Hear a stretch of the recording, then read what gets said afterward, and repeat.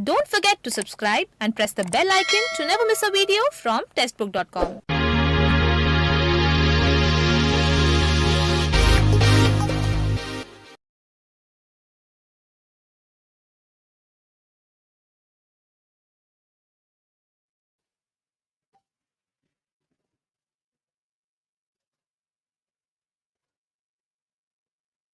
Hello friends, good evening, welcome to Testbook. और जैसा कि आप जानते हैं कि 4:30 पर हमारा एग्जाम सेकंड शिफ्ट का खत्म होने वाला है, खत्म हो चुका है। तो हम जो सेकंड सेशन में किस तरीके के क्वेश्चंस पूछे गए हैं वो सारी चीजें डिस्कस करने वाला है। जैसा कि आप जानते हैं कि फर्स्ट सेशन में किस तरीके के क्वेश्चंस पूछे गए थे, क्वेश्चंस जो थे वो हमारे थोड़े से इजी लेवल के थे। अब सेकंड सेशन आपको बता देगा आगे की सारी कहानी की, आगे के सेशंस यानी आगे के दिनों में जो हमारा पेपर का लेवल रहने वाला है वो किस तरीके का पेपर होगा। और हम इस फर्स्ट और सेकंड सेशन के कंबाइंड एनालिसिस करके हम ये जान पाएंगे कि किस तरीके से क्वेश्चन हमारे पूछे जा सकते हैं, क्या लेवल रहेगा, क्या लेवल पे वेरिएशन हो सकता है या नहीं हो सकता। तो इस इंपॉर्टेंट जानकारी के लिए सभी लोग आ जाइए और सभी लोग ज्वाइन कर लीजिए टेक्स्ट बुक चैनल को। और जो भी यहाँ पर फर्स्ट टाइम आया है वो सब्सक्राइब कर लीजिए भाई, लाइक कर दीजिए और शेयर कर दीजिए, मैक्सिमम लोगों तक ये सेशन पहुंच जाना चाहिए। तो चलिए ठीक है, स्टार्ट करते हैं। बट स्टार्ट करने से पहले जैसे कि हम स्टूडेंट्स के साथ कनेक्ट कर रहे हैं, अभी पीछे हमारी टीम जो है स्टूडेंट्स के साथ कनेक्ट कर रही है, तो तब तक मैं आपको जो फर्स्ट एनालिसिस था उसमें जो क्वेश्चंस पूछे गए थे हमारे फर्स्ट सेशन में, वो बहुत इंपॉर्टेंट क्वेश्चन जो थे क्वांट के, वो मैं आपके साथ डिस्कस कर लेता हूँ, तब तक आपका रिवीजन भी हो जाएगा। चलिए तो देखते हैं कि क्या क्या क्वेश्चन हमसे पूछे गए थे। तो पहला क्वेश्चन था हमारा, जो हमारा क्वांट का क्वेश्चन था, उसमें आपको क्या दिया हुआ था, कॉस थीटा की वैल्यू दी हुई थी। कॉस थीटा की वैल्यू दी हुई थी आपको 3/5। और आपसे पूछा गया था क्वेश्चन, देखिए कितना आसान था। क्वेश्चन आपसे पूछ रहा था कि भाई टेन थीटा का मान बताइए, टेन थीटा का मान बताइए। और जैसा कि आप जानते हैं कि ऐसे क्वेश्चन हमारे रेशो से होते हैं। रेशो से करने का इन क्वेश्चंस का तरीका क्या होता है भाई, कॉस थीटा जो होता है वो हमारा, अगर हम राइट एंगल ट्राइंगल बनाए जिसमें एक कोण हमारा 90 डिग्री का होता है, तो आप जानते हैं कि cos थीटा का मतलब होता है बेस अपॉन हाइपोटेन्यूज, यानी आधार बटे कर्ण। तो आधार बटे कर्ण, तो हम कह सकते हैं आधार जो है वो हमारा 3 है और जो हमारा कर्ण है वो है हमारा 5, यानी हाइपोटेन्यूज हमारा 5 है और जो बेस है वो हमारा 3 है। तो आप जैसा कि जानते हैं एक पाइथागोरस ट्रिपलेट होता है हमारा, बहुत ही फेमस, 3 4 5। तो अगर ये 3 है और हाइपोटेन्यूज यानी कर्ण हमारा 5 है, तो ये वाली वैल्यू हमारी 4 होगी। हमसे क्वेश्चन में पूछ रहा था find the value of tan theta. Tan theta का मतलब होता है लंब बटे आधार, यानी परपेंडिकुलर अपॉन में बेस। तो हमारी जो वैल्यू हो जाएगी 4/3। तो देखते हैं किस किस का आंसर सही आया है। बहुत बढ़िया, डार्क शील्ड का बिल्कुल सही आंसर है। तो देख सकते हैं आप कितने इजी क्वेश्चन हमसे पूछे गए थे। दूसरे क्वेश्चन पर आते हैं, दूसरा क्वेश्चन देखते हैं कि हमसे क्या पूछा गया। ठीक है, चलिए सेकंड क्वेश्चन हमसे पूछा गया था कि भाई बताइए कि अगर दो संख्याओं का एलसीएम, दो संख्याओं का एलसीएम हमारा 72 है और उनका जो एचसीएफ है, हाईएस्ट कॉमन फैक्टर, वो है हमारा 12। तो उन दोनों का मतलब, वो जो दोनों संख्याएं हैं जिनका एलसीएम इतना है और एचसीएफ इतना है, तो उन दोनों पूर्णांक, वो ये बोला था कि पूर्णांक होने चाहिए, तो वो दोनों जो हमारे पूर्णांक है, यानी पूर्णांक ही होंगे जब एचसीएफ हमारा 12 है तो, ठीक है, वो दोनों जो पूर्णांक है उनका योगफल यानी उनका टोटल सम कितना होगा, वो आपसे पूछ रहा था। तो ये क्वेश्चन आपसे पूछा गया था, आपके ऑप्शंस दिए हुए थे वहां पर। ठीक है, ऑप्शंस थे आपके 50, 60, 63, ठीक है ना, और 52। ये आपके ऑप्शंस थे चार। फटाफट इस क्वेश्चन का आंसर बताइए क्या होगा। अरुण केशव जी कह रहे हैं सर 84 होगा। चलिए भाई देखते हैं 84 होगा नहीं होगा। अरुण केशव ने कहा कि अब सर 60 होगा क्योंकि 84 ऑप्शन में ही नहीं है। ठीक है भाई, बहुत बढ़िया। लर्निंग एक्सपर्ट कह रहे हैं सर 48 होगा, 60 होगा, 69। भाई सभी लोग आ जाइए, देखिए ये हमारे फर्स्ट सेशन के क्वेश्चंस हैं जो आपके आए हुए हैं, ठीक है। अभी हमारी टीम चल रही है पीछे, क्वेश्चंस पता कर रही है। सारे क्वेश्चंस जो क्वेश्चंस एग्जैक्टली आपसे पूछे गए हैं आरआरबी एनटीपीसी में, वही क्वेश्चन सेम टू सेम हम डिस्कस करेंगे।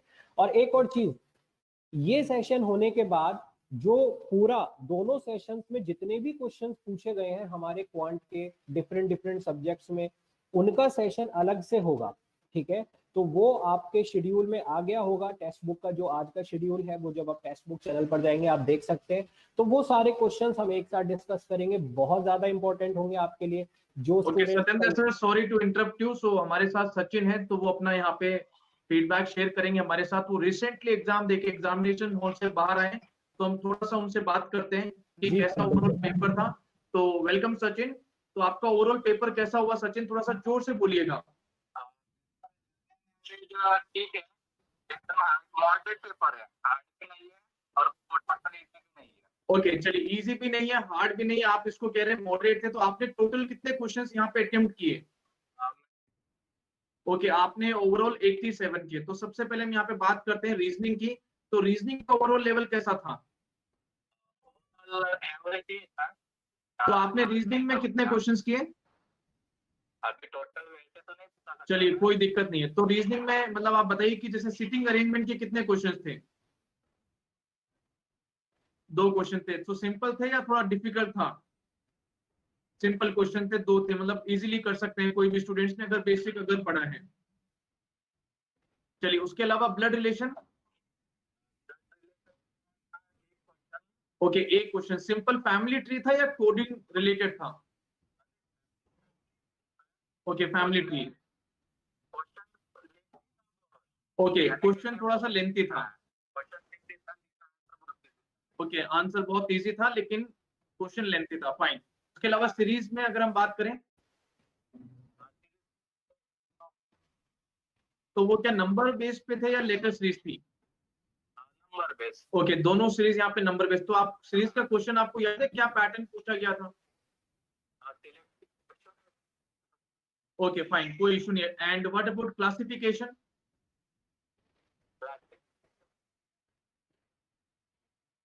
ओके, कितने थे कोडिंग डिकोडिंग के? ओके, कोडिंग डिकोडिंग से 3 से 4 क्वेश्चन पूछे गए थे। तो आपने कितने क्वेश्चन किए? अच्छे से हो गए तीनों चारों क्वेश्चन अच्छे से? मतलब सिंपल थे। तो लेटर टू लेटर थे, लेटर टू नंबर थे, चाइनीज कोडिंग थी? ओके,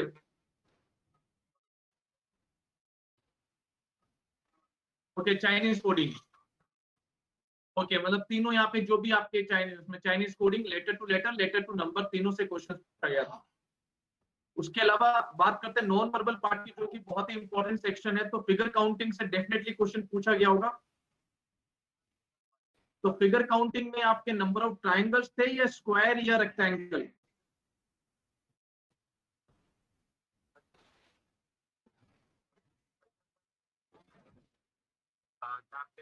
या फिर क्यूब का वगैरह रिलेशन होता है उस टाइप से। मतलब आपको डायरेक्टली नंबर ऑफ ट्राइंगल्स वगैरह नहीं पूछा गया था? ओके, और mirror image and water image? Okay, mirror image के 2 क्वेश्चन थे। और water image and paper folding and cutting? Paper folding and cutting भी आपको नहीं पूछा गया। And what about cubes and dice? Dice भी नहीं पूछा गया था। एम्बेडेड फिगर मींस क्या होता है? जहां पे हिडन इमेज आप फाइंड आउट करते हैं। ओके, हिडन इमेज का सिंपल एक क्वेश्चन था। उसके अलावा सिलॉजिज्म?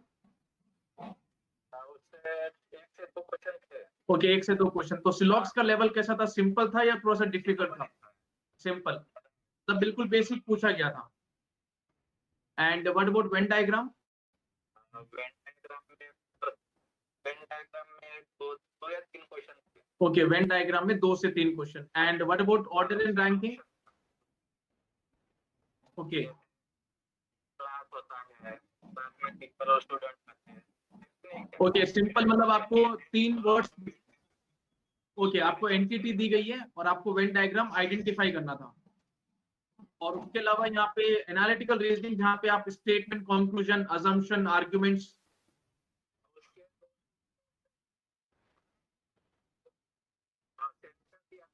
चार ऑप्शन दिए थे कंफ्यूजन के। ओके, स्टेटमेंट एंड कंक्लूजन पूछा गया था बेसिकली, और अजम्पशन, अजम्पशन के क्वेश्चन थे, अजम्पशन अजम्पशन के नहीं दिए, ओके, आर्ग्यूमेंट के, आर्गुमेंट के भी नहीं दिए। ओके, यहाँ पे स्टेटमेंट और कंक्लूजन के 2 से 3 क्वेश्चन पूछे गए थे। And what about clock and calendar, बिल्कुल भी नहीं पूछा गया। एंड जहाँ पे सिंबल को हम आपस में इंटरचेंज करते हैं, सिंबल्स जैसे कि प्लस माइनस को आपने डिवीजन से रिप्लेस कर दिया।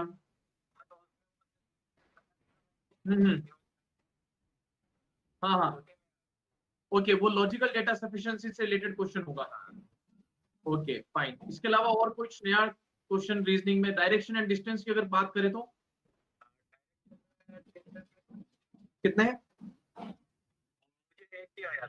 ओके, एक ही क्वेश्चन। चलिए, तो मतलब रीजनिंग ओवरऑल बहुत सिंपल थी, आपने जितने भी क्वेश्चंस बताइए सारे क्वेश्चंस आपने अच्छे से अटेम्प्ट किए। चलिए, अब आप मुझे बताइए थोड़ा सा जीके के बारे में, जैसे कि ओवरऑल जैसे आपके उसमें वेटेज जो है शायद 40 मार्क्स का है, am I right? Okay, moderate था। तो उसमें आप करंट अफेयर की कितने क्वेश्चंस पूछे गए थे? करंट अफेयर से कुछ आपको याद है करंट अफेयर का कोई भी क्वेश्चन? ओके, नोबेल प्राइज से रिलेटेड था। Okay, Nobel prize in economics किसको दिया गया था? ओके, इसके अलावा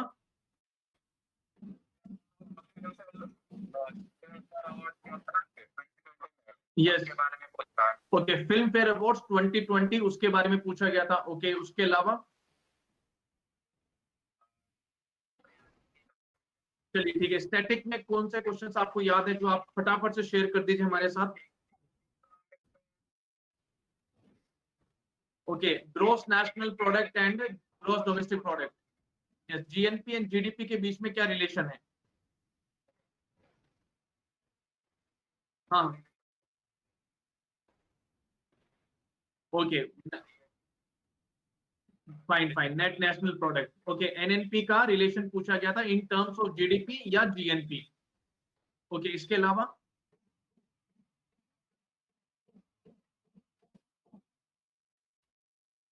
ओके, नेशनल इनकम सबसे पहले किसने आइडेंटिफाई या फाइंड आउट की थी? भाई दादा भाई Nehru ji.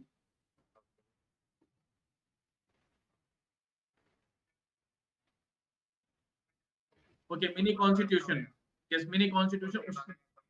Okay, 42nd constitutional amendment. Okay, उसके अलावा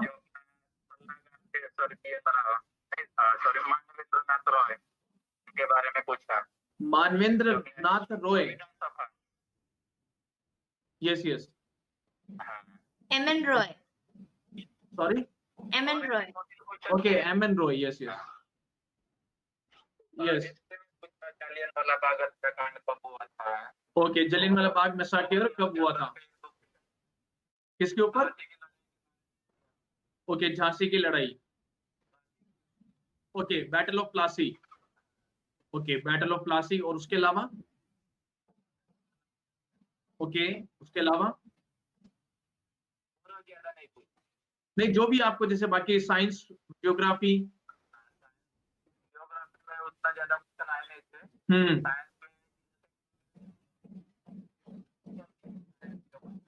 फॉर एग्जाम्पल मॉस्किटो जैसे अपन बोलते हैं कि वो इंसेक्ट है, तो ये तो एनालॉजी का क्वेश्चन हो गया, mosquito is to insect. Okay, GS में भी ऐसे क्वेश्चन पूछे गए हैं। Okay okay, apart from that, इसके अलावा नहीं, जैसे कि उसमें आपके क्लासिकल डांस, कोई नेशनल पार्क, कोई ना appointments, books and authors. Gol Gumbaz, okay, Gol Gumbaz कहाँ पे? उसके अलावा कोई नेशनल पार्क या वाइल्ड लाइफ सेंचुरी?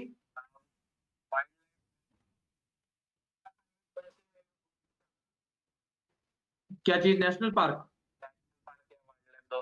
ओके, हाँ, उत्तराखंड में, यस, वो Jim Corbett national park, that was the first national park in India. So okay, Uttarakhand में नेशनल पार्क या वाइल्ड लाइफ सेंचुरी, फाइन। उसके अलावा कोई भी क्लासिकल डांस वगैरह, और जिसमें बुक्स एंड ऑथर्स, कोई बुक से रिलेटेड कोई क्वेश्चन, एंड कोई day, international day, something related to that, and rivers and classical dance, nothing. चलिए moving to the quantitative aptitude, तो थोड़ा सा बस 5 मिनट में आपका और समय लूंगा, तो जिसमें आप थोड़ा सा बता दीजिए आपके अकॉर्डिंगली, जैसे आपको क्या ओवरऑल लगा कि पेपर जो था एप्टीट्यूड का वो कैसा था, मतलब इजी टू मॉडरेट या मॉडरेट टू हार्ड? मॉडरेट ही था। तो आप थोड़ा सा बता सकते हैं सेक्शन वाइज के कौन से क्वेश्चंस, कैसे क्वेश्चंस पूछे गए थे, अगर हम कंपाउंड इंटरेस्ट, सिंपल इंटरेस्ट की बात करें?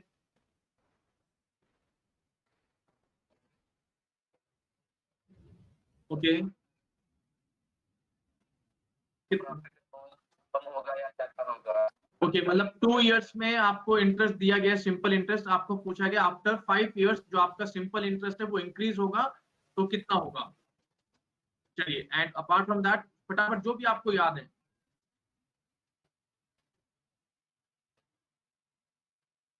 ओके, सिंपल कंपाउंड के कितने थे? एक ही क्वेश्चन था, 2 से 3? सिंपल इंटरेस्ट के 2 क्वेश्चन थे। ओके, टाइम एंड वर्क के 3 क्वेश्चन थे। Okay, 2। Hmm. Okay, time and work में कुछ आप बता सकते हैं कैसा क्वेश्चन पूछा गया था?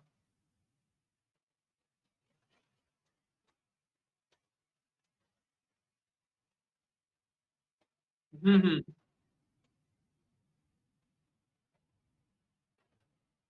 ओके, मीन्स यहाँ पे एफिशिएंसी आपको दिया गया है कि ए और बी के बीच में एफिशिएंसी 80% है बी की। ओके, तो अगर आपको वहां पे ए का टाइम दिया गया है तो according to the efficiency B को कितना टाइम लगेगा? And okay, 2 question. और what about the time? Okay, okay, after 5 days अगर कोई बंदा लेफ्ट कर दे तो बाकी जो बचा हुआ जो वर्क है वो कितने दिनों में कंप्लीट किया जाएगा by the remaining persons? Okay, train से आपने कहा कि एक क्वेश्चन पूछा गया था, तो वो कैसा था? सिंपल था। चलिए, मेंसुरेशन से यहाँ पे क्वेश्चन कोई पूछा गया मेंसुरेशन से?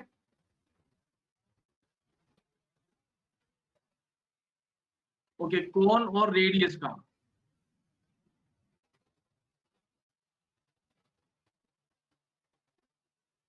हम्म।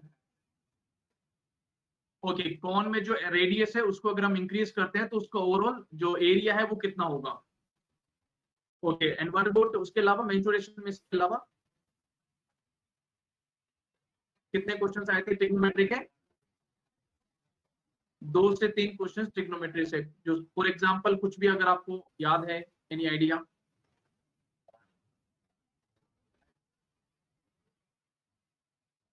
Okay, sine theta. Okay okay, fine, sine theta is equal to cos two theta, तो उसके अकॉर्डिंग आपको फाइंड करना था। And what about percentage? And what about speed, time and distance? Hmm. Okay, DI का part हो गया, pie chart, pie chart. Okay, pie chart DI से ले, टोटल क्वेश्चंस कितने थे डीआई से? डीआई से 3 से 4 क्वेश्चंस थे, तो वो सिंपल थे, आपने तीनों चारों क्वेश्चन अच्छे से अटेम्प्ट कर दिए। ओके, स्पीड, टाइम और डिस्टेंस से कोई क्वेश्चन था? ओके, वही था। और उसके अलावा एवरेज या ratio in proportion, fixture and allegation, ratio के 2 से 3 क्वेश्चन, तो सिंपल क्वेश्चन थे, आपने अच्छे से किए तीनों question. Okay, what about partnership? Partnership के 2 क्वेश्चन थे। और व्हाट अबाउट एल्जेब्रा?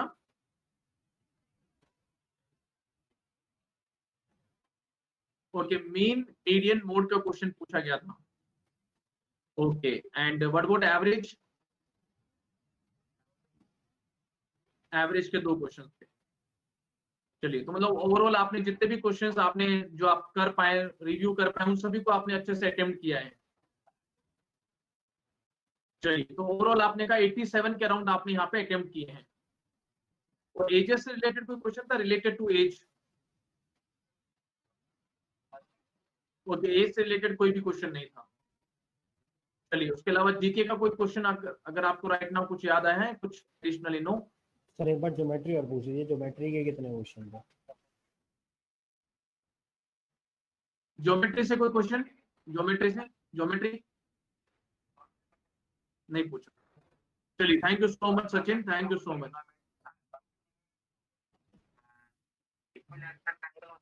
हाँ हाँ,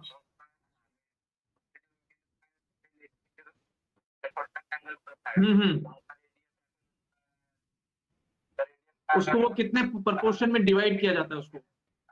ओके, वो इक्विलेटरल ट्रायंगल को जो डायगोनली आपस में इंटरसेक्ट करती है, वो कितने प्रपोर्शन पे डिवाइड होती है?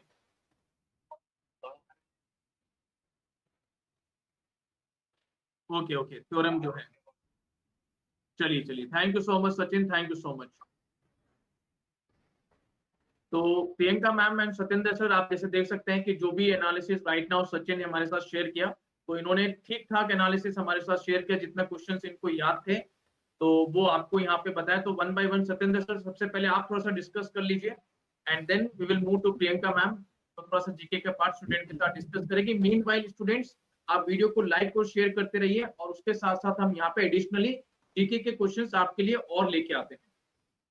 चलिए ठीक है सर, मैं करता हूँ ये क्वांट का। देखिए मैथ्स का पार्ट डिस्कस करते हैं। देखिए बहुत इजी पेपर आया है। हम देखिए यहाँ पे जो पहला क्वेश्चन है वो 2 क्वेश्चन पूछे गए हैं हमें SICI के।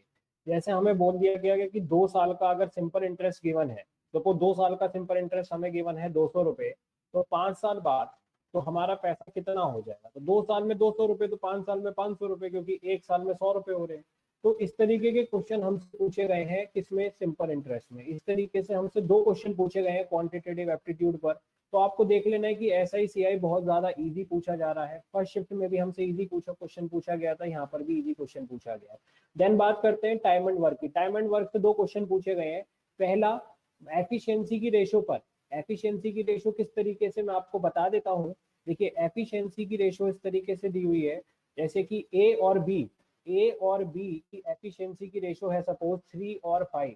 अब अगर ए को उस काम को करने में 12 दिन लगते हैं, या सपोज 15 दिन लगते हैं, ए उस कार्य को, किसी कार्य को 15 दिन में कर देता है, तो बी करने में कितना दिन लगाएगा? तो इस तरीके के क्वेश्चन हमसे पूछा गया है क्वांटिटेटिव एप्टीट्यूड में। और ये जानते हैं आप, बहुत इजी क्वेश्चन है। 45 काम हो गया, क्योंकि एक दिन में 3 बल्ब बनाता है, 15 दिन में काम कंप्लीट करता है। 45 बल्ब को बी कितना टाइम लेगा? 45/5, हमारा आंसर आ जाएगा 9। 1 सेकंड 2 सेकंड का क्वेश्चन हमारा। दूसरा क्वेश्चन हमसे पूछा गया है टाइम एंड वर्क में। दूसरा जो क्वेश्चन पूछा गया है वो इस तरीके का पूछा गया है कि ए बी किसी काम को करते हैं 10 दिन में, 15 दिन में। अब दोनों ने काम को स्टार्ट किया, 5 दिन बाद ए छोड़कर चला गया। मतलब दोनों ने काम को स्टार्ट किया, बट 5 दिन बाद ए काम को छोड़कर चला गया। 5 दिन बाद ए काम को छोड़कर चला गया, तो शेष काम को, बाकी रिमेनिंग काम को करने में कितना टाइम लग जाएगा, वो हमसे क्वेश्चन पूछे गया। बहुत इजी, अगेन दोबारा से ये बहुत इजी क्वेश्चन पूछा है हमसे, ठीक है ना। तो ये था टाइम एंड वर्क के बारे में। अब बाद में चलते हैं ट्रेन के ऊपर। ट्रेन का फर्स्ट शिफ्ट में भी क्वेश्चन पूछा गया था, सेकंड शिफ्ट में भी क्वेश्चन पूछा गया है। यानी अपोजिट डायरेक्शन से जो ट्रेन आ रही हैं, वो एक घंटे पहले चली है, दूसरी 1 घंटे बाद चली है, कब मिल रही है, इसके ऊपर क्वेश्चन पूछा गया है। फर्स्ट शिफ्ट में भी पूछा गया था, सेकंड शिफ्ट में भी आपसे इसके ऊपर क्वेश्चन पूछा गया। यहाँ पर मेंसुरेशन आते हैं, क्षेत्र मिति के ऊपर आते हैं। मेंसुरेशन में शंकु यानी कोण के ऊपर क्वेश्चन पूछा गया है, जहां पर आपसे बस ये पूछ लिया गया है कि भाई अगर रेडियस के अंदर चेंज हो गया, जैसा कि आप जानते हैं शंकु होता है हमारा, ये कोण होता है, तो इसका रेडियस हमारी कुछ वैल्यू चेंज कर दी है। पहले वाला रेडियस दिया होगा, हाइट दी होगी, और बोला रेडियस चेंज हो गया, तो बताओ अब इसका जो सरफेस एरिया है, पूर्ण क्षेत्रफल, वो कितना होगा? या पृष्ठ क्षेत्रफल पूछ लेगा। पृष्ठ क्षेत्रफल यानी इसका कर्व्ड सरफेस एरिया। तो ये हमसे क्वेश्चन पूछा गया कि रेडियस पहले इतना था, हाइट इतनी थी, अब रेडियस चेंज हो गया, तो बताइए क्षेत्रफल में कितना अंतर आएगा। ये क्वेश्चन हमसे यहाँ पर पूछा गया है कोण के ऊपर, ठीक है ना। चलिए मेंसुरेशन यानी क्षेत्र मिति पर। फिर आते हैं ट्रिग्नोमेट्री की बात करते हैं। ट्रिग्नोमेट्री का अगेन बहुत 1 सेकंड का क्वेश्चन। हमसे बोला गया है साइन थीटा की वैल्यू cos 2 थीटा है। तो भाई आपको चीख चीख कर बताया था सेशंस में कि भाई साइन थीटा कभी भी cos थीटा के बराबर हो तो ये जो इनके एंगल होते हैं ये पूरक कोण होते हैं, कॉम्प्लीमेंट्री एंगल्स होते हैं, यानी थीटा प्लस 2 थीटा 90 डिग्री होगा, तो थीटा की वैल्यू कितनी होगी 30 डिग्री 30 डिग्री होगी। बस खत्म क्वेश्चन। आपसे कुछ भी पूछ लिया वो आपको आंसर कर देना है। अब बात समझ में आ गई। तो बहुत इजी क्वेश्चन ट्रिग्नोमेट्री से भी पूछा गया है। फिर आते हैं speed time distance. Speed time distance जैसे कि ट्रेन है, स्पीड टाइम डिस्टेंस ही है, बाकी इससे अलग भी एक क्वेश्चन पूछा गया नॉर्मल स्पीड टाइम डिस्टेंस का। पाई चार्ट के ऊपर आपकी DI आई है, मतलब इजी क्वेश्चन आए हैं। पाई चार्ट जो होता है आपका इस तरीके का, ठीक है, इस तरीके का जो पाई चार्ट होता है इसके ऊपर आपसे क्वेश्चन पूछा गया है। यहाँ पर 4 क्वेश्चन आपसे पूछे गए हैं। पार्टनरशिप के 2 आसान क्वेश्चन पूछे गए हैं। रेशो में भी 2 या 3 आसान क्वेश्चन पूछे गए हैं। मीन मीडियन मोड आपको पता ही है, आपको बहुत अच्छे से समझाया गया है। मीन यानी माध्य, मीडियन यानी माध्यिका, और मोड यानी, ठीक है, मीन मीडियन मोड, इनके ऊपर क्वेश्चन पूछा गया है। अगर एक साथ भी पूछा होगा तो आपको फॉर्मूला रटवाया गया है। क्या होता है इसका फॉर्मूला? मोड की वैल्यू जो होती है वो thrice of median minus twice of mean होती है। आप ये फॉर्मूला लगाइएगा, क्वेश्चन आपके हाथ में, 1 सेकेंड का क्वेश्चन है, ठीक है। और मीन मीडियन मोड से हर बार क्वेश्चन पूछा जाता है, स्टैटिस्टिक्स का ये हमारा पार्ट है।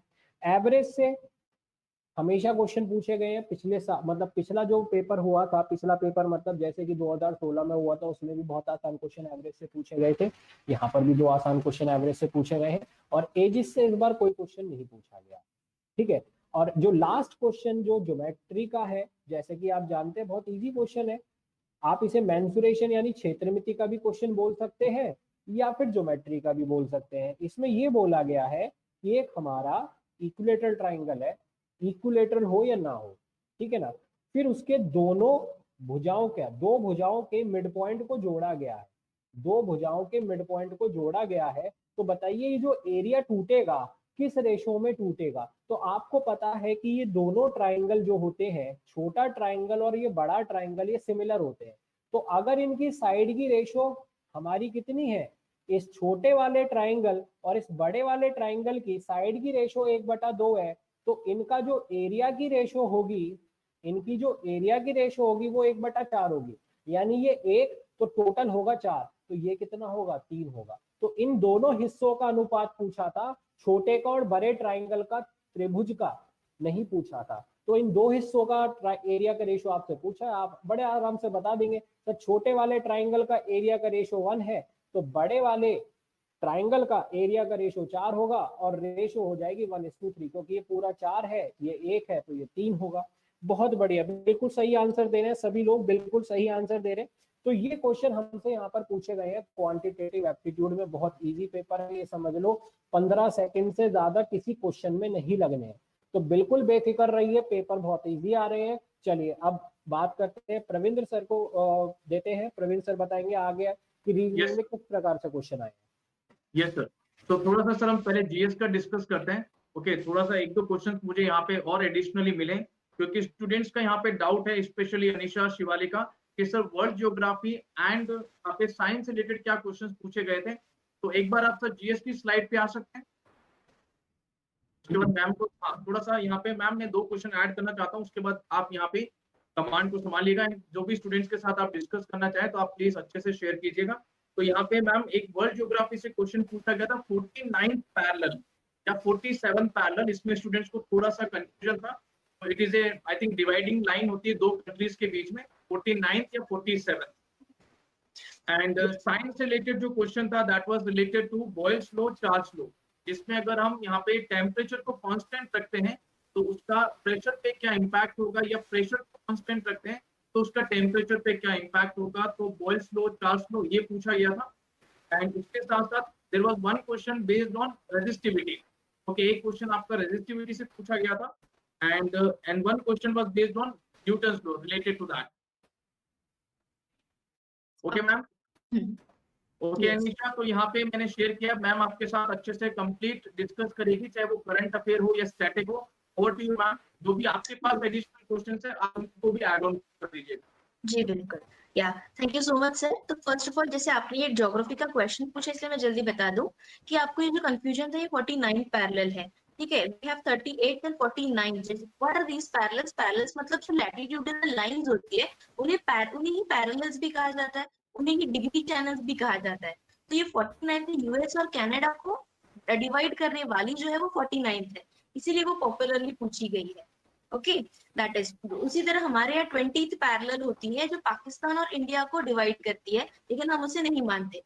सबसे अनदर फेवरेट या क्वेश्चन आ सकता है 10 डिग्री चैनल, वो भी 10th पैरेलल होगी जो डिवाइड करती है अंडमान और निकोबार को। तो ये सारे पॉपुलर है। उसी तरह 39th parallel that is will be for north Korea and south Korea. ठीक है, तो आप समझ सकते हैं कि जैसे अगर 23 मतलब 23 डिग्री की जो हमारे यहाँ ट्रॉपिक ऑफ कैंसर जो है, कर्क वृत्त जो हमारे यहाँ है 23, 37 या 40, तो ये ऊपर ऊपर चलता जा रहा है, राइट। सो 23 और हम यूएस और कनाडा जानते हैं ऊंचाई पे है, तो ऐसा भी अंदाज लगा सकते हैं। अगर आपको नहीं कुछ पता है और 49 पूछा आपको 23 से आप अंदाजा लगा सकते हो पॉपुलर कंट्रीज है ऑप्शंस में, so you can guess that thing. ठीक है, सो ओवरऑल अभी जीएस और जीके की बात करते हैं। बिल्कुल ही सेट लाइंस पे है पेपर, जैसे हमने डिस्कस किए थे। तो स्टैटिक और करंट में जो टॉपिक्स आए वो भी हम देखेंगे, बट पहले स्टैटिक को जरा फोकस करते हैं। As usual their favourite subject history है, वहां से बराबर इंपॉर्टेंट इवेंट्स पर क्वेश्चन आते हैं। इवेंट्स में जैसे हमने बैटल ऑफ प्लासी निर्णायक है। इस बार अगर बैटल ऑफ प्लासी आई है तो अगली बार बक्सार आएगा, क्योंकि ये दोनों ब्रिटिश राजवट जो इनके लिए काफी इंपॉर्टेंट रही है। ठीक है, battle of Plassey, battle of Berkshire, ये हम देख सकते हैं। अब दूसरा जैसे गोल गुम्बज, ये क्वेश्चन है। आगे हो सकता है 2.5 दिन का झोपड़ा, या फिर ऐसा कोई नामांकित जगह कहाँ पे है। ठीक है, उस तरह हो सकता है रेड फोर्ट का है, हुमायूं टॉम्ब क्योंकि वो यूनेस्को की साइट है। ऐसी चीजें आगे यूनेस्को की साइट आ सकती है। तो ये जो से जैसे हमने जस्ट क्रिसमस के दिन हमने एक स्टैटिक की पूरी निचोड़ ऐसा रिवीजन दिया था, उसमें पहला ही हमारा क्वेश्चन था कि किन्होंने नेशनल इनकम सबसे पहले गिनी थी, और जवाब था दादा भाई नौरोजी। तो ये सारे ऑलमोस्ट वी कैन गेट 3-4 ऐसे क्वेश्चन हम ले सकते हैं। तो आपको ज्यादा कुछ भी नहीं करना, अपनी पूरी पढ़ाई कर ली है, और जो पेपर है वो पूरे सेट पैटर्न पे है। मतलब वही हमारे ये डिसाइडेड है, जैसे हिस्ट्री है तो इवेंट्स, पर्संस, पर्सनालिटीज पे आएंगे। आपको बार बार बस वो रिवाइज करना है ताकि आप ये कर पाए। तो जैसे हम इसमें जीडीपी जीएनपी, अगर इकोनॉमी की बात है, नेशनल इनकम, जीडीपी, जीएनपी, ये हार्ड टॉपिक्स है, फेवरेट, एकदम हार्ड, मतलब सबसे बेस्ट उनके फेवरेट टॉपिक्स। इस बार जिस एक स्टूडेंट से मेरी अभी बात हुई, उन्होंने कहा है कि एनएनपी पूछा गया था। बार बार हमने प्रैक्टिस में यही लिया, net national product is nothing but national income. Net national product is nothing but national income, वो क्या होता है उसका रिलेशन पूछा। झट से मैं आपको जीडीपी का बता दीजिए। जीएनपी कैसे निकलते हैं, ग्रॉस नेशनल प्रोडक्ट मतलब GDP minus total income from abroad. ठीक है, इनफ्लो एंड आउटफ्लो, तो उससे हमें मिलता है ग्रॉस नेशनल प्रोडक्ट, जिसमें भारतीय वासियों की हमें नेशनल इनकम मिलती है। लेकिन वो एक्यूरेट नहीं होती, इसलिए उस जीएनपी में से जब हम माइनस करते हैं डेप्रिसिएशन यानी किसी भी एसेट को यूज करते हैं उसकी जो वैल्यू रिड्यूस होती है, that is depreciation, wear and tear cost. ठीक है, जब हम उसे माइनस करते हैं तो हम एक्यूरेट, जैसे हमारी सैलरी होती है नेट सैलरी, ग्रॉस सैलरी, तो जो नेट होती है माइनस करके मिलती है एनएनपी। और ये एनएनपी पूछा गया था, एनएनपी यानी कि हमारी नेशनल इनकम। इंपॉर्टेंट कंसेप्ट है, ये जरूर आएंगे। उसी से रिलेटेड स्टैटिक टॉपिक क्या था कि पहली बार किन्होंने लिया है। एक मैं और बात बता दूं, दादा भाई नौरोजी उनकी जो बुक है poverty and un British rule in India, ये बुक भी कई बार पूछी जाती है। ठीक है, तो उन्होंने ये एस्टिमेट किया था कि भारत की per capita income, per capita मतलब ये जो नेशनल इनकम है डिवाइड बाय पॉपुलेशन, ये सिर्फ 20 रुपए थी, 20 रुपए। ये 2-3 सवाल ऐसे हैं कि परीक्षाओं में आते हैं। फिर हम चलते हैं पॉलिटी पे। दूसरा एक उनका ये फेवरेट टॉपिक रहा है 42nd अमेंडमेंट, हमेशा देखते हैं जिसे मिनी कॉन्स्टिट्यूशन कहते हैं। 4+2 6 1976, याद रखिए इस साल को, स्ट्रिक को मैं हमेशा ही क्लास में बताती हूँ। उसी तरह उसी का हम कह सकते हैं कि उसी का उलटवार 44th अमेंडमेंट था, 4+4 8 1978, इमरजेंसी का टाइम था। ये दोनों जरूर आते। ठीक है, तो अब जब आप अगली बार देखोगे पॉलिटी के लिए इंपॉर्टेंट अमेंडमेंट्स जैसे 42nd, 44th, 73rd अमेंडमेंट पंचायती राज, ठीक है, ऐसी वाली कुछ इंपॉर्टेंट अमेंडमेंट्स आपको देख के जाना है। प्रेसिडेंट, गवर्नर, इनसे रिलेटेड आपको देख के जाना है। इस तरह से थोड़ा सा अगले बाकी सवालों की ओर देखते जो ज्योग्राफी के है बट स्टैटिक पार्ट के, जैसे नेशनल पार्क, ये पूछा ही जाएगा, कौन सा आएगा कोई नहीं कह सकता, बट हमें सारे पढ़ के जाना है क्योंकि हम जानते हैं कि वो जरूर है। तो हम व्हाट इज द मैक्सिमम, हम क्या प्रेडिक्ट कर सकते हैं कि डेफिनेटली एक नेशनल पार्क आएगा, एक इवेंट आएगा इवेंट में मैं आपको जरूर बताऊंगी कि इस बार नॉन कोऑपरेशन मूवमेंट और लोकमान्य तिलक, इन पर सवाल आने के बहुत चांसेस है, क्योंकि 100 साल पूरे हुए हैं। नेशनल इवेंट्स को 100 साल जिन्हें जिन्हें पूरे होते हैं उनकी प्रोबेबिलिटी बढ़ती है। जलियांवाला बाग इसीलिए आया था। 101 साल है ये, ठीक है, 100 इयर्स। इसी तरह जैसे महात्मा गांधी जी के birth anniversary last 150th birth anniversary, उससे रिलेटेड। तो इस बार जलियांवाला बाग अगर आया है, उससे रिलेटेड एक्ट 1919 के मोपला रिबेलियन भी इसमें आया है, मपीला एंड मोपला रिबेलियन का सवाल भी आया है।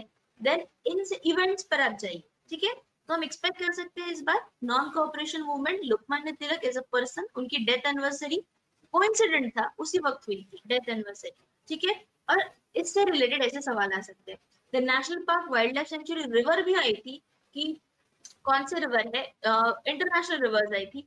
तो वर्ल्ड ज्योग्राफी में से आप क्या क्या पढ़ोगे, ठीक है। वर्ल्ड ज्योग्राफी में से सिंपल केवल mountain ranges, important mountain ranges, then we should have important rivers और हाईएस्ट पीक्स, डेजर्ट्स, ठीक है, जो हमने इसकी रिवीजन की है क्लास में। डेजर्ट्स, इनको आप एक बार देख लोगे, आपके सवाल बन जाएंगे। इंडिया में इंडिया की locations, important national parks and sanctuaries और रिवर्स, बस आपके सारे सवाल बन जाएंगे, ठीक है। और अगर हम कुछ साइंस का पार्ट देखते तो वो सिंपल सिंपल और कंसेप्चुअल, जस्ट सिंपल, जैसे रेजिस्टिविटी की बात है, ये लॉ इससे रिलेटेड, वो ज्यादा डीप नहीं जा सकते, ये आएंगे। करंट अफेयर में हमेशा की तरह as usual the thing is maintained, awards पे आएंगे। तो जब आप पढ़ोगे डेफिनेटली नोबल, इन्हीं इकोनॉमिक्स का पूछा है आपको, केमिस्ट्री का पूछे, ऐसा होगा ही। नोबेल प्राइज, साहित्य अकादमी अवार्ड्स, बुकर प्राइज, बिल्कुल ये सारे महत्वपूर्ण है अवार्ड्स। एंड एशियाज नोबेल जिसे कहते हैं, ओके, मैगसेसे अवार्ड, इसे जरूर देखें। फिर रीसेंट अवार्ड, साथ ही में कहीं पे रिसेंट अगर स्पोर्ट्स इवेंट हुआ है या हमारे यहाँ प्लान है, वो भी पूछा जा सकता है, ठीक है। वो एक अवार्ड कैटेगरी में देखिए, कोई नई बुक छपी है उस पे क्वेश्चन आएगा। एंड अदर करंट अफेयर भी यही आएंगे, और कोई पर्सन, इंपॉर्टेंट पर्सन की मृत्यु हुई है वो जरूर देखिए। तो आखिरी के इसमें इधर उधर ज्यादा ना भटके, एक्स्ट्रा इन्फॉर्मेशन, आप सबने काफी अच्छी पढ़ाई की है, बस बार बार उस स्केलेटन को ध्यान रखिए जो हम हमेशा डिस्कस करते हैं। वो क्या है, awards, then important persons, ranks, sports, books, national parks, और बाकी हमारे स्टैटिक टॉपिक्स, यही था। और बाकी जो हमारे, हम we are continuously adding the question. जैसे विटामिन डी डिसीज के बारे में पूछा गया था, विटामिन डी उससे कौन सा होता है, सबसे आसान है ये। रिकेट्स हमारे हड्डियों से जुड़ा हुआ डिसीज होता है, तो विटामिन सी के बारे में पूछा जा सकता है। फुल फॉर्म्स पूछे जाएंगे, हेडक्वार्टर्स पूछे जाएंगे। जैसे यूएनडीपी का हेडक्वार्टर पूछा गया था आज, उसी तरह may be WTO, world bank, जिन्हें ट्विन्स कहा जाता है, वो है वॉशिंगटन डीसी में, ठीक है, वो पूछा जाएगा। हमने एक ट्रिक आपको बताई थी, इंटरनेशनल अगर जहां लिखा होता है या डब्ल्यू लिखा होता है, उसके ऑलमोस्ट हेडक्वार्टर्स जेनेवा में है। WHO, WTO, Geneva, except WMO, that is वो भी मैरीटाइम, ओके। तो जो आप एक बार जेनेवा को विकिपीडिया में देखिए, 33 इंटरनेशनल हेडक्वार्टर्स है, आपके 2 सवाल बन जाए। पैसों से रिलेटेड न्यूयॉर्क में होते हैं, और ऑयल और एनर्जी से रिलेटेड ऑस्ट्रिया में होते हैं, वियना। ये ट्रिक है, लास्ट मिनट ट्रिक है, एग्जाम में अगर हमें नहीं पता और थोड़ा सा लॉजिक हम अप्लाई कर सकते हैं तो हम बता, ऑयल और एनर्जी इससे रिलेटेड हेडक्वार्टर्स वियना में, वियना ऑस्ट्रिया, ये आप ऑन टाइम अप्लाई कर सकते हो। फिर क्वेश्चंस आते हैं फुल फॉर्म के। फिक्की का फुल फॉर्म आया था, हमेशा देखिए वो अथॉरिटी है, कुछ आप जरूर ऐसे क्वेश्चन बना सकते हो, ऐसे ना छोड़े। कुछ चेयरमैन, बार्क का हेडक्वार्टर है था, BARC, Bhabha atomic research centre, बस ये ऐसे। तो आपको क्या करना है, हेडक्वार्टर्स, पर्संस और इन चीजों को एक एक बार देख के जाना है, आपको वहां ऑप्शन होंगे, you have to just identify. So this is the preparation of this GK का स्टैटिक, जीके एंड बाकी स्टैटिक, हिस्ट्री, ज्योग्राफी, इंपॉर्टेंट चीजों को एक बार देख लिया। इज इट, सबके डाउट्स क्लियर हुए? तो ये हमारे तरफ से होगा, ये सारे वो अब तक के covered things. Okay Satyendra sir, आपके ठीक है। पास नहीं मैडम, बहुत बढ़िया। अब उम्मीद करता हूँ कि स्टूडेंट्स के बहुत सारे डाउट्स क्लियर हो गए होंगे अराउंड अबाउट जीएस, कि भाई कैसे क्वेश्चन आ सकते हैं और क्या क्वेश्चन हमारे आए हैं, ठीक है। Sorry to interrupt you, I would like to add some more questions Priyanka ma'am. तो यहाँ पे जैसे कि बार्क से रिलेटेड आपने बता दिया, बाबा एटॉमिक रिसर्च सेंटर है, ये कहाँ लोकेटेड है, और उसके साथ साथ करेंसी से रिलेटेड क्वेश्चन मैम आपने शेयर नहीं किया, that was currency yen. Okay, yes sir, yes, yen, Japanese currency के बारे में पूछा गया था। मे भी हो सकता है हमें बाकी और युआन के बारे में पूछा जाए, चाइना की, या हार्ड करेंसीज के बारे में पूछा जाए जो आईएमएफ के पास है। एंड मैम एक साहित्य अकेडमी कहाँ पे लोकेटेड है? साहित्य अकेडमी, साहित्य अकादमी, ओके, या साहित्य अकादमी का, यस, इनके अवार्ड्स भी पूछे जाते हैं। मे बी इसका लोकेशन, यस, इस बार इसका लोकेशन पूछा गया है। And ma'am books and authors and obituaries से कोई भी क्वेश्चन नहीं पूछा गया है। Books and okay, authors and obituaries में जो स्टूडेंट्स का यहाँ पे डाउट था, खासकर अनिशा, प्रियंका, शिवालिका का, इस बुक्स एंड ऑथर्स या ऑबिचुअरीज से क्या कोई क्वेश्चन पूछा गया था? बिल्कुल नहीं पूछा गया था। एंड इवन दो ऑबिचुअरीज से भी नहीं था। एंड पर्सन इन न्यूज की अगर हम बात करते हैं, उससे भी रिलेटेड कोई क्वेश्चन नहीं था। ओके, तो उन्होंने ये, हम एक देख सकते हैं, ये जो सेगमेंट है ये इस शिफ्ट में स्किप किया है। Okay, but see age is a very important one, हम उसे स्किप नहीं कर सकते। मे बी अगली शिफ्ट में उससे ज्यादा सवाल आएंगे, ये गुगली मैम होती है, दिस इज बेसिकली हमारी फर्स्ट शिफ्ट में property. There was one question based on books and author, तो डेफिनेटली, और एक डे से रिलेटेड भी क्वेश्चन था जो सेकंड शिफ्ट में नहीं था। तो आई थिंक वो बहुत ज्यादा जो इंपॉर्टेंट है from the national point of view या इंटरनेशनल पॉइंट ऑफ व्यू, उनको तो डेफिनेटली देखना ही है। Yes yes exactly. और जो अवार्ड विनिंग बुक्स है या फिर जो चर्चा में काफी होती है, वो आएंगे, जरूर आएंगे। सो किसी न किसी शिफ्ट में आपको जरूर मिल जाए। Okay ma'am, thank you so much. Satyendra sir, can you move to the reasoning slide? Yes thank you sir, sir. बिल्कुल। ओके गाइस, जैसे कि जीएस का एंड एप्टीट्यूड का आप देख सकते हैं कि काफी अच्छे से सर ने और मैम ने अच्छे से एक्सप्लेन किया है। हमने यहाँ पे जीएस में भी मैक्सिमम क्वेश्चंस आपके साथ शेयर किए हैं, और उसके साथ साथ यहाँ पे सत्येंद्र सर ने कंप्लीट जो मैथ्स के जो क्वेश्चंस है, जो बेसिक मतलब क्या एग्जैक्टली पूछा गया, कैसे आपको क्वेश्चन को अप्रोच करना है, वो भी आपको बहुत अच्छे से यहाँ पे सर ने एक्सप्लेन किया है। तो रीजनिंग आप जानते हैं कि बहुत सिंपल पूछी जा रही है, तो उसको जल्दी से हम एक बार देख लेते हैं। जैसे कि सीटिंग अरेंजमेंट, जो कि पजल में आपका आता है, इसमें लीनियर और सर्कुलर दो बेसिकली यहाँ पे टाइप्स पूछी जा रही है। तो हो सकता है कि एक आपका लीनियर बेस्ड हो एंड सेकंड सर्कुलर बेस्ड। तो यहाँ पे अगेन यू नो दैट आपको कैसे अप्रोच करना है, जिस पर्सन के रिस्पेक्ट में आपको मैक्सिमम इंफॉर्मेशन दी गई है, आप उसको सबसे पहले रिप्रेजेंट करेंगे, देन ऑटोमेटिकली आपका जो पजल है वो सॉल्व हो जाएगा।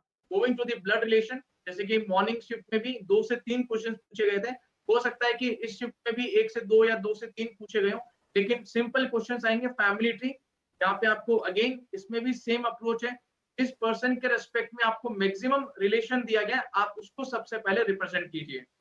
And then moving to series, जहाँ पे नंबर सीरीज के सिंपल 2 क्वेश्चन पूछे गए थे। And I remember one question जिसमें सिंपल आपको दिया गया 1 8 27 64, तो that is simple 1 cube 2 cube 3 cube 4 cube 5 cube. तो that is a simple number series, जहाँ पे आपको नंबर्स को क्या करना है, कंसिस्टेंटली क्यूब करना है उनका। एंड देन क्लासिफिकेशन से ऐसा कोई क्वेश्चन नहीं पूछा गया है। यस, कोडिंग डिकोडिंग में यहाँ पे 4 क्वेश्चन पूछे गए, letter to letter, letter to number, Chinese coding. तो इन्हीं से रिलेटेड आपको चारों क्वेश्चन पूछे गए। इनका लेवल बहुत सिंपल है, आप इजीली यहाँ पे क्रैक कर सकते हैं। And then moving to non verbal part, again mirror and water image, that is very important. 2 question पूछे गए थे सिंपल। मिरर इमेज में basically what happens, left becomes right and right becomes left. और आपसे water image में भी question पूछा जा सकता है, जिसमें top becomes bottom and bottom becomes top, जिसमें लेफ्ट और राइट में कोई भी वेरिएशन नहीं होता है। And embedded figure is also part of the non verbal, जिसमें आपको हिडन इमेज फाइंड आउट करनी होती है, that is very simple. And moving to the syllogism, इसके 2 से 3 क्वेश्चंस पूछे गए थे सिंपल बेसिक। आपको जो स्टेटमेंट्स आपको दिए जाएंगे, उनका वेन डायग्राम आपको ड्रॉ करना है।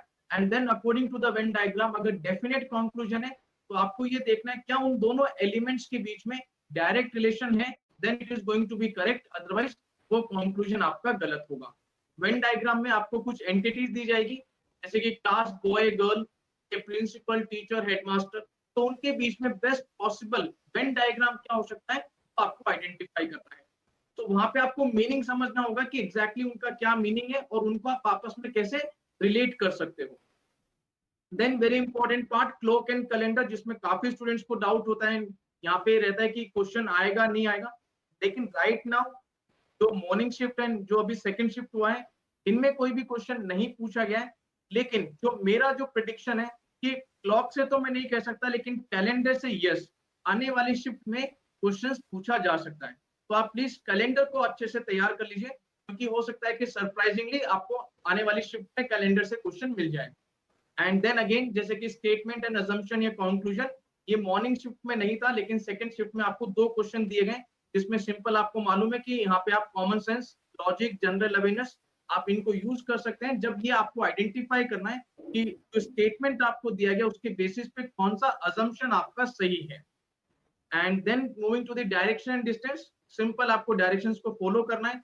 या तो आपको डायरेक्शन पूछी जाएगी कि ए के रेस्पेक्ट में बी की डायरेक्शन क्या है, या आपको हो सकता है शॉर्टेस्ट डिस्टेंस पूछा जाएगा ए और बी के बीच में, जिसको ऑलरेडी काफी बार हम डिस्कस कर चुके हैं। तो this is the overall analysis from the reasoning side. Okay, over to you ma'am, आपको क्या कहना है रिगार्डिंग जीएस पार्ट की, कहाँ पे स्टूडेंट्स को और अच्छे से थोड़ा सा फोकस करना है? क्योंकि एनालिसिस के बेसिस पे जैसे आपने क्वेश्चंस का तो आपने कहा कि ओके इस क्वेश्चन का आंसर ये होगा, उसको आपने अच्छे से एक्सप्लेन किया, लेकिन बेस्ड ऑन द एनालिसिस कहाँ पे स्टूडेंट्स को थोड़ा सा फोकस करना है so that they can score well in the upcoming exams? So specifically अगर जीएस की हम बात करते हैं, साइंस की, तो फिजिक्स, केमिस्ट्री, मैथ्स में जैसे पॉपुलर टॉपिक्स होते हैं, पॉपुलर वी कैन एक्सपेक्ट, जैसे इन्होंने डिसीज पूछा है तो एकदम टिपिकल क्वेश्चन, कौन से विटामिन की कमी से कौन से डिसीजेस आएंगे। ये हो सकता है कोविड की वजह से वायरल डिसीज, कौन सा डिसीज किस वायरस से होता है, बैक्टीरियल है या क्या है, इस रिलेटेड आ सकते हैं। So disease can be an important point as a GS1। अगर हम बायोलॉजी की बात करें, केमिस्ट्री में एवरीडे केमिस्ट्री हमेशा पूछी जाती है, इसका साइंटिफिक नेम क्या है, फॉर्मूला क्या है, नॉर्मल थिंग, ठीक है। ऐसे जैसे carbon dioxide, solid carbon dioxide क्या है, इस पर। फिजिक्स में जैसे आज हमने लॉ देखा, उसी तरह ऐसे सरल और सिंपल लॉ, ताकि वो सभी लोग बना पाए, 10th लेवल तक के लॉ आ सकते हैं, जैसे boils law, Charles law, normal. तो इन पर ही आएगा। साइंस के जो क्वेश्चन है वो स्टैटिक, आपको बस उतने इंपॉर्टेंट रिवाइज करने हैं। तो फिजिक्स के लिए law, asking about scheme related questions, जैसे कि अभी तक तो ऐसा कोई क्वेश्चन नहीं पूछा गया आई थिंक तो, लेकिन जो भी इंपॉर्टेंट स्कीम्स है आई थिंक उनको देख लेना चाहिए। बिल्कुल। आत्मनिर्भर भारत इस बार काफी चर्चा में है। उसी की एक स्कीम जो थी स्वनिधि फॉर स्ट्रीट वेंडर्स, उसमें से वी क्या है, ऐसे क्वेश्चन। देखिए, आत्मनिर्भर ही हमारी थीम है। और मनरेगा, अब उन्होंने क्या किया है, जानबूझ के कुछ सेगमेंट्स को रखा है, जैसे ये हाँ स्कीम्स हो गया, बुक्स एंड ऑथर्स हो गया है। सो डेफिनेटली अगले इसमें स्ट्रेस दिया जाएगा, क्योंकि हर एग्जाम का ये पैटर्न होता है, वो करेंगे। अब इसी को उन्होंने फुल फॉर्म के तहत पूछा है, what is the full form of FICCI, अगली बार स्कीम्स में से पूछा जाएगा। और अगर स्कीम्स के जो भी क्वेश्चन आते हैं, आपको सिर्फ इतना देखना है कि कौन सी मिनिस्ट्री की है।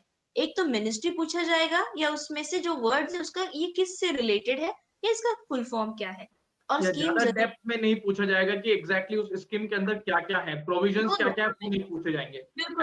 आई थिंक सो यहाँ पे कोविड से रिलेटेड भी कोई क्वेश्चन नहीं पूछा गया, स्टूडेंट्स पे काफी डाउट आ रहे हैं, तो कोविड से रिलेटेड भी कोई क्वेश्चन नहीं पूछा गया है। एंड राइट नाउ स्कीम्स भी हमारे सामने नहीं आई है, जैसे कि मैम ने फिर भी आपको कहा है कि आपको किन पे फोकस करना है, जो वर्ड्स हैं उनके वो फुल फॉर्म के साथ आपके साथ थोड़ा सा खेलेंगे, आपको सिंपल वर्ड दे देंगे और पूछा जाएगा कि इस पर्टिकुलर स्कीम के अंदर ये पर्टिकुलर जो लेटर है ये किसके लिए स्टैंड करता है। यस, एकदम सिंपल आएंगे, बट ताकि हम ऑन टाइम भी उसे अप्रोच कर सकते हैं। कोविड से जो ये कह रहे हैं, कुछ शिफ्ट्स में भी वो ना रखे, क्योंकि सभी लोग काफी अच्छे से प्रिपेयर करते हैं। कोविड से करंट अफेयर का क्वेश्चन आ सकता है, जैसे वैक्सीन रिलेटेड किसने बनाई, या कुछ नाम दिया जाएगा, ये कौन सी कंट्री लेके आ रही है, ऐसा क्वेश्चन आ सकता है। बाकी कोविड से अगर आता है तो एक तो डिटेल एज ऑफ नाउ तो नहीं दिख रहा है, लेकिन करंट अफेयर से क्वेश्चन आ सकता है थ्रू वैक्सीन के रिलेशन में। और उससे थोड़ा सा करंट अफेयर से रिलेटेड पूछ रहे हैं, तो करंट अफेयर से आई थिंक ज्यादा क्वेश्चंस नहीं पूछे जा रहे हैं, क्योंकि स्टैटिक पे ज्यादा फोकस है। करंट अफेयर पे 5 to 6 क्वेश्चंस पूछे जा रहे हैं, जिसमें कि नोबेल प्राइज है, फिल्म फेयर अवार्ड्स है, इससे से रिलेटेड पूछे जा रहे हैं। एंड यहाँ पे कोविड से रिलेटेड का मतलब है कि स्टूडेंट्स कोविड से स्पेसिफिकली मतलब वायरस से रिलेटेड कोई क्वेश्चन नहीं है, यस कोविड ऐप से क्वेश्चन पूछा गया है। So again, it is from the government side. It is not related to COVID. It is related to COVID app. So that is something different. Yes, वो जरूर पूछा जा सकता है, लेकिन specifically from the biological point of view, COVID पे कोई भी क्वेश्चन नहीं होगा, right? Yes, अभी तक yes, exact. तो हम ये देख पा रहे हैं कि जो आपका बेस होना चाहिए वो स्टैटिक दिख रहा है, स्टैटिक सब्जेक्ट्स दिख रहे हैं। अगर आप स्टैटिक सब्जेक्ट अच्छे से करते हैं, हर इसमें 5-5 भी एक्सपेक्ट करते हो, तो आप काफी मार्क कवर करते हो। 20 अगर 4 सब्जेक्ट में 5 क्वेश्चन की डिवाइड कर दो तो 20 वैसे ही बन जाते हैं। देन साइंस की 25 क्वेश्चंस आपके हाथ में, और बचे हुए हैं फिर लेट्स से करंट अफेयर के, जो वो उसका नंबर कम ज्यादा हो रहा है। सो आपका सबसे सॉलिड बेस ही स्टैटिक है, और वो आसान भी है करना, बिकॉज वो चेंज नहीं होता। तो मैक्सिमम हम जितनी MCQs की प्रैक्टिस करोगे, आप ये सब कुछ सही कर पाओगे सिंपली। एंड करंट अफेयर जैसे अवार्ड्स और वो उनका कॉमन वो चलते आ रहा है, मे बी 5, 6 to 10 क्वेश्चन हम एक्सपेक्ट कर सकते हैं। सो अब आप मे बी समझ चुके होंगे, we had that series as well, तो लास्ट हमारा जो सेशन था मेगा, उसे फटाफट एक बार देखिए 1x 2x की स्पीड पे, और अच्छी प्रैक्टिस हो जाएगी, 4 क्वेश्चन और बन सकते हैं हमारे। यस मैम, एंड कुछ स्टूडेंट्स का कहना है कि सर जो मैम मैक्सिमम जो क्वेश्चन थे वो from the text book side से थे, तो जीके में उनको काफी हेल्प मिली है। तो आई थिंक Okay. जिन्होंने भी अगर जीके की टेस्ट सीरीज अच्छे से किए, क्लासेस को अच्छे से फॉलो किया है, तो मैक्सिमम क्वेश्चंस वहीं से पूछे गए हैं, चाहे वो रीजनिंग हो, चाहे वो क्वांट हो या जीके या जीएस हो। आई थिंक स्टूडेंट्स को काफी हेल्प मिली है, और यहाँ पे ओवरऑल अटेम्प्ट भी स्टूडेंट्स का अच्छा हो रहा है। It is more than 80+ students यहाँ पे अटेम्प्ट कर पा रहे हैं।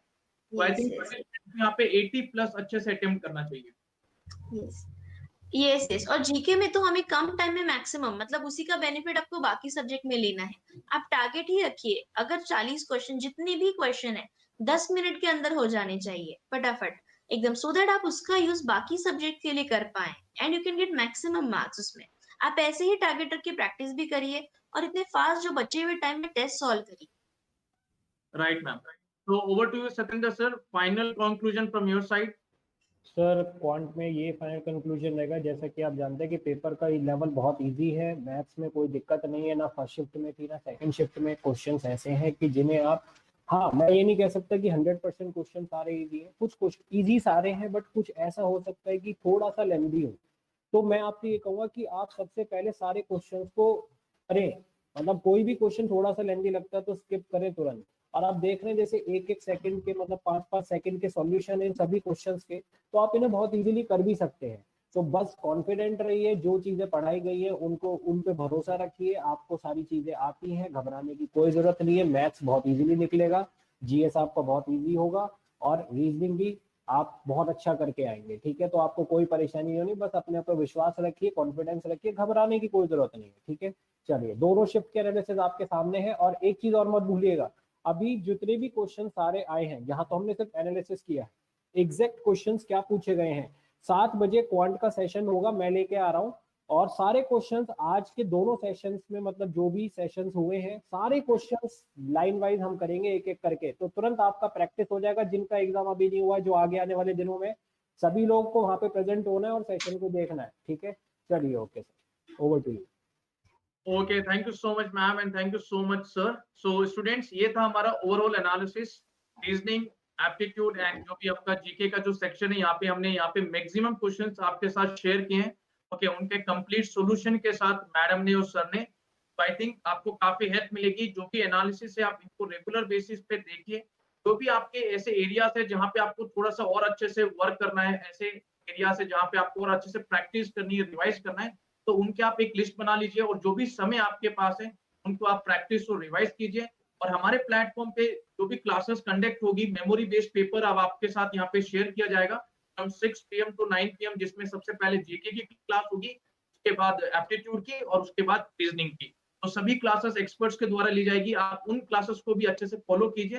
तो वो जो पेपर होंगे वो आपके मेमोरी बेस्ड पेपर होंगे, बेस्ड ऑन दी एनालिसिस। जो फर्स्ट और सेकंड शिफ्ट का जो एनालिसिस हुआ है, उसी के बेसिस पे पेपर को तैयार करवाया जाएगा आप लोगों के लिए स्पेशली, और वही आपके साथ यहाँ पे डिस्कस किया जाएगा फ्रॉम 6 PM to 9 PM, जिससे कि आप और अच्छे से यहाँ पे प्रैक्टिस कर सके और आपका जो कॉन्फिडेंस लेवल है वो इंक्रीज हो सके। थोड़ा सा क्वेश्चंस का वेरिएशन होगा, नो डाउट, क्योंकि बहुत ड्यूरेशन तक ये एग्जाम कंटिन्यू रहेगा, तो डेफिनेटली वेरिएशंस आएंगे। तो वो भी हम यहाँ पे मीनवाइल डिस्कस करेंगे एनालिसिस में कि क्या वेरिएशंस दिख रहे हैं, क्या वेरिएशंस हो सकते हैं, और कहाँ पे आपको थोड़ा सा अच्छे से फोकस करना है।